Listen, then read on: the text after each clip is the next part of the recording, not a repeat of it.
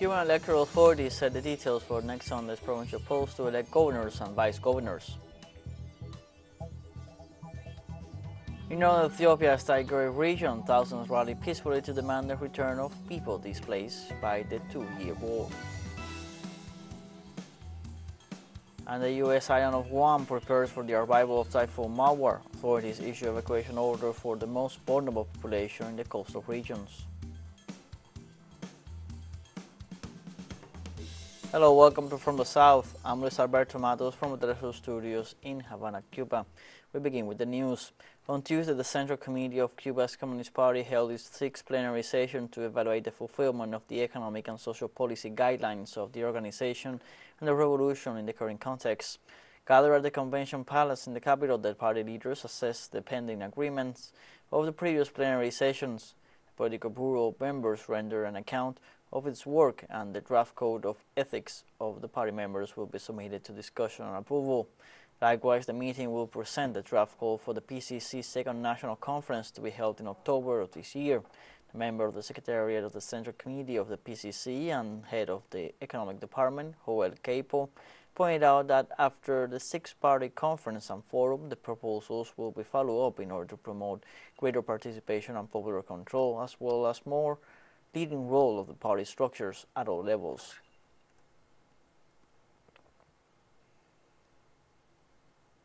In Colombia, the preclusion hearing against former President Álvaro Uribe Vélez for alleged procedural fraud and witness bribery began. On Tuesday, they began with the reading of the ruling by the 41st criminal judge of the Circuit of Bogota, who will be in charge of defining the judicial future of the former president. The reading of the verdict will also take place on Wednesday, May 24th. The 41st Circuit Criminal Judge will have to decide whether or not to approve this second request for preclusion of the case made by the Attorney General's office. If he decides to preclude the case, the criminal investigation will cease. That is, it will be accepted that there was no evidence that Uribe committed the crime for which he is accused and will not be reopened unless it is considered that there is new evidence. If it is decided the case is not precluded, as previously the case, the former president and his lawyers may appeal to the Superior Court of Bogota for a final decision.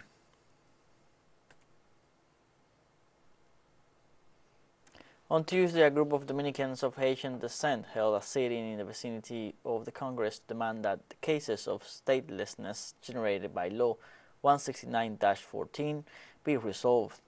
Reconocido.do movement, made up of people affected by the denationalization policy, indicated that they choose to protest on Tuesday to mark the 9th anniversary of Law 169-14 of the Constitutional Court, which establishes a special regime for people born in Dominican territory and who were irregularly registered in the civil registry.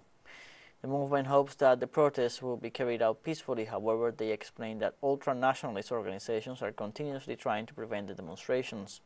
The Interior Ministry abruptly closed the office in charge of implementing the law 3 years ago, leaving more than 7,000 people who participated in the naturalization process in limbo and fearing deportation.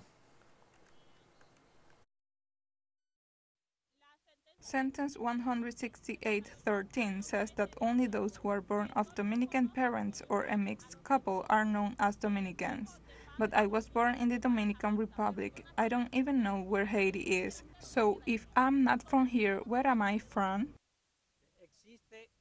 There is a structural discrimination within the Dominican state, and we are here today because this day marks exactly 9 years after the National Congress passed the law. But the National Congress has not taken the time to oversee this compliance. In 9 years today, there's not a single person naturalized of the 8,000 or so who took advantage of the law, which means that today we are worse off than 9 years ago, and we are here demanding the Congress to oversee.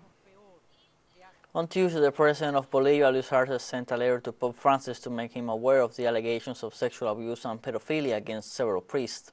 Arce stated in the letter that this situation has caused deep pain, rejection, and frustration in the Bolivian population. The current pedophilia scandal in this Andean country occurred after the Spanish media El País published an investigation into the late Spanish Jesuit Alfonso Pedrajas, whose personal diary mentions sexual abuses committed against dozens of children when he directed the John 23rd High School in the 1970s. Bolivian authorities are also currently investigating allegations against the late Jesuit Luis Roma, whom a former member of the Society of Jesus linked to explicit photographs of sexual assault against minors between the ages of 6 and 12.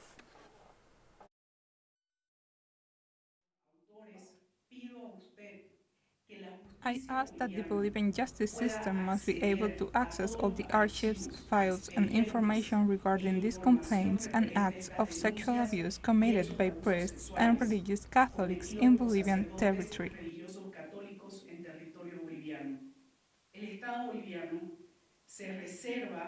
The Bolivian state reserves the right to decide on whether to allow the entry into national territory of clergy who have this history of sexual abuse against minors. The former Secretary of State Hillary Clinton declared that President Joe Biden's age is a factor playing against his re-election, U.S. media reported Tuesday. During an appearance at the Financial Times Festival in Washington, D.C., Hillary Clinton, who ran unsuccessfully for president in 2016, talked about the moment Biden nearly fell while walking down the stairs during the Group of Seven summit in Hiroshima, Japan. According to the Hill newspaper, the Democrat points out that although there have been presidents who have fallen before, who are much younger, certainly, Biden's age is a problem. The Financial Times noted that Hillary, however, endorsed Biden's track record for leadership and said she expects him to hold on. Hillary's comments come nearly a month after Biden announced that he plans to run for re-election in 2024. Biden will turn 81 in November and will be 86 at the end of a second term in the White House. Let's take a short break, but remember you can join us on TikTok at teleSUR English, where you will find news in different formats, news updates, and much more. All the stories coming up. Stay with us.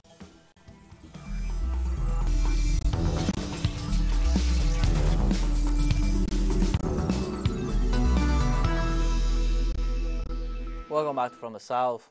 In France, a new protest march against the controversial pension reform began on Tuesday on the eve of the 14th National Day of Protest scheduled for June 6.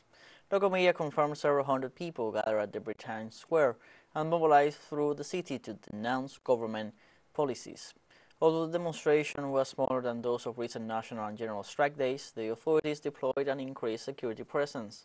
Emmanuel Macron's government's pension reform is rejected by unions and opposition parties, who have staged 13 days of national general strike since January 19th.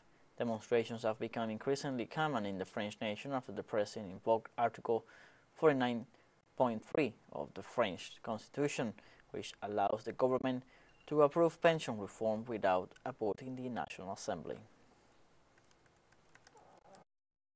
We decided not to turn the page on the famous pension reform. We still do not want that. Today, it is not a national appeal, it is a departmental appeal, which is why there are fewer of us. But it is a first step towards achieving a huge June 6 appeal, where it is a national call for strikes and demonstrations. We don't give up, we don't move on, because it would be indecent, because it would be an insult to the militants who have been fighting for months and who have lost days and days of strike. That's the message. We don't give up. We are going to continue. Of course, we are preparing for June 6 and we are preparing for after June 6. We absolutely want Mr. Macron, Madame Bornet, and Mr. Dessab and all of his supporters to feel the weight of the ball and chains of this counter-reform. And for a long time to come, we will not turn the page. In Belgium, several unions staged nationwide demonstrations on Monday to protest against poor working conditions and the deterioration of the right to strike. The protests were the latest in a string of demonstrations against a decision made by the country's supermarket chain teleSUR back in March to transform 128 stores across the country into franchises. The decision, prompted by rising energy costs, falling profit margins, and spiraling inflation, affects the rights of supermarket workers. Thousands of demonstrators took to the streets, chanting slogans to protest against the irresponsible actions of the government and businesses, while calling on both sides to take measures to protect workers from the impact of inflation. Demonstrators say high food prices have already pushed many people to the brink of poverty.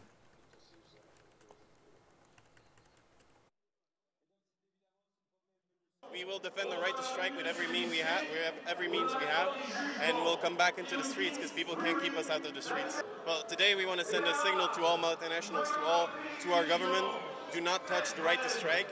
workers will not be sold to the lowest bidder. We want to protect our salaries, we want to protect our wages. Officials at the Geneva airport say demonstrators gathered the airport's tarmac and briefly disrupted air traffic on Tuesday before operations gradually resumed. The warning came as environmental groups claimed that about 100 climate activists from 17 countries had disrupted the European Business Aviation Convention and Exhibition, Europe's largest private aircraft sales fair. In a joint statement, Greenpeace Stay Grounded, Scientists Rebellion and Extinction Rebellion claimed activists were peacefully occupying aircraft on display for the event at Geneva Airport. About a dozen police officers quickly intervened to evict the activists, including some who had attached themselves to the planes. According to the FTS news agency, images released by the activists on Twitter show them sitting at the foot of the planes and displaying banners with slogans such as "Private jets burn our future," "Kill our planet," and "Fuel inequalities." India's top female wrestlers led a candlelight march of nearly 1,000 protesters in the capital on Tuesday, demanding the resignation and arrest of the president of the Wrestling Federation for allegedly sexually harassing young athletes. The demonstrators marched to India Gate, at a monument close to the country's parliament building, with a strong presence of police along the route. The protesters have been staging the rally in the center of New Delhi for nearly a month amid a brutal heatwave while foregoing their training schedules. Two Olympic medalists, Bahram Punia and Sakshi Malik, have threatened to hand back their medals if no action is taken against India's Wrestling Federation president, Brish Bhushan Charan Singh. The 66-year-old president is accused of sexually harassing 7 young female wrestlers, including one minor. Singh, who represents the ruling Hindu nationalist Bharatiya Janata Party, has denied the accusations and called the protest politically motivated by the opposition Congress Party. Russian President Vladimir Putin held talks with Bosnian Serb leader Milorad Dodik in Moscow on Tuesday and hailed an increase in trade during a meeting that has angered the European Union. According to a statement released by Kremlin, Putin told Dodik that bilateral trade with the Serb Republic region of Bosnia, while relatively small, had increased by 57% last year and affirmed that this trend should certainly be maintained. After the meeting, Dodik told Russian television that the price the Serb Republic paid for gas would remain low, but did not give details. Following a devastating ethnic war in the 1990s, Bosnia was split into 2 autonomous regions, the federation shared by Bosniaks and Croats, and the Serb Republic linked via weak central government. The meeting could tarnish Bosnia's hopes of joining the European Union, since the head of that body responsible for enlarging the 27-nation bloc warned last week, Sarajevo, that EU allies do not visit Russia.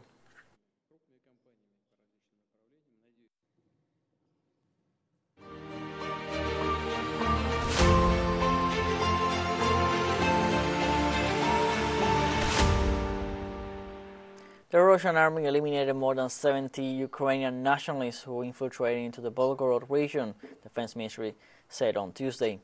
The military sources specified that after suffering a defeat in the town of Artyomovsk, Ukraine proceeded to carry out terrorist actions against the civilian population, and a unit of the Ukrainian nationalist formation invaded territory of Russia. During the anti-terrorist operation, aviation, artillery, and units covering the state border of the Western Military District blocked and defeated the nationalists. The rest of the Ukrainian command was driven back to the territory of Ukraine, where they were opened fire until they were completely eliminated. The Defense Department detailed for the time being the regime of anti-terrorist operations in the region remains active.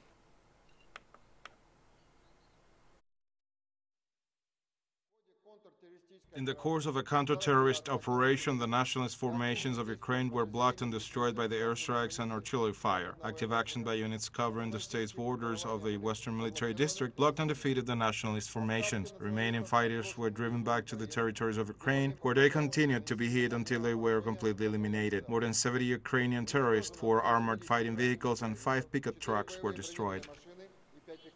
teleSUR English continues to grow. You can now tune in from 33 different African countries through StarSat at 461 and enjoy Latin American alternative broadcasts. One final short break. We'll be right back. Don't go away.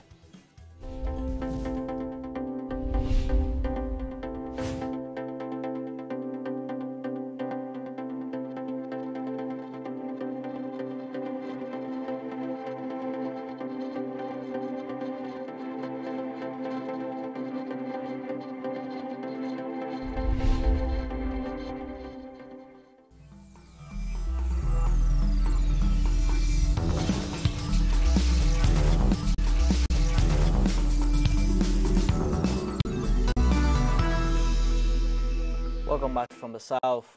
On Tuesday, thousands of people protested in northern Ethiopia's Tigray region to demand the return of people displaced by a two-year war. The war between federal troops and their allies from neighboring Eritrea and the Amhara region on one side and Tigrayan forces on the other concluded with a truce last November after killing tens of thousands of people.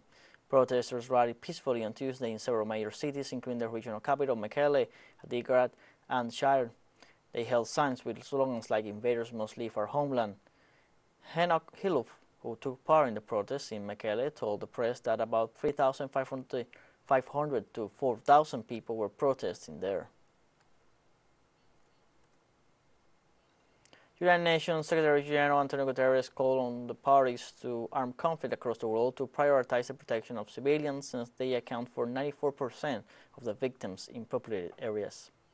But the terrible truth is that the world is failing to live up to its commitments to protect civilians, commitments enshrined in international humanitarian law.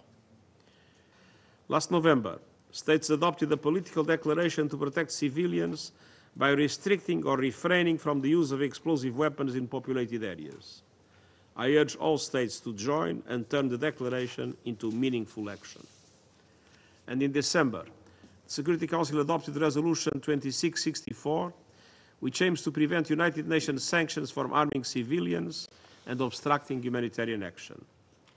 I urge all states to implement it and to exclude humanitarian and medical activities from their own counterterrorism and sanctions measures. In East Timor, the main opposition party won Sunday's parliamentary election. Therefore, independence fighter Xanana Gusmao is likely to return as prime minister in Asia's youngest democracy. On Tuesday, the National Elections Commission announced the final count.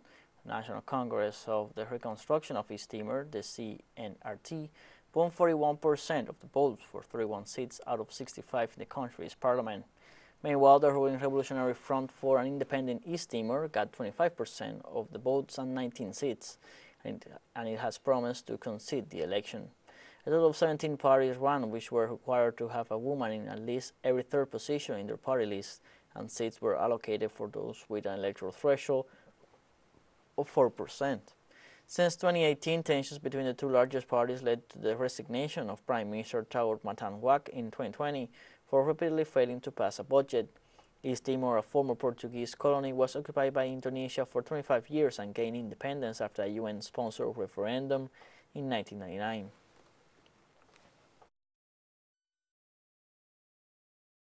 The independence doesn't mean only having a flag, an anthem, a president, a parliament, a government, but independence means a progress in terms of economy, what people can achieve to be able to say that they are having benefits from the independence.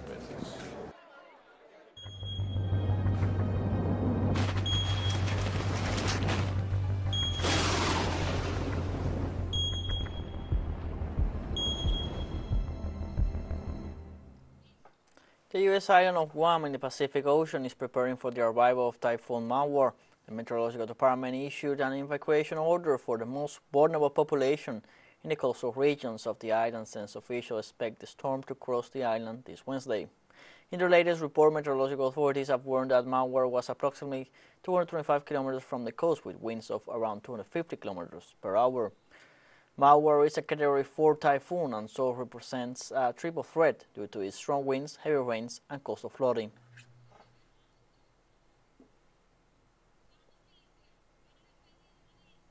We have come to the end of this news brief. You can find these and many other stories on our website, telesurenglish.net. Also join us on social media, Facebook, Twitter, Instagram, Telegram, and TikTok. For TeleSUR English, I'm Luis Alberto Matos. Thank you for watching.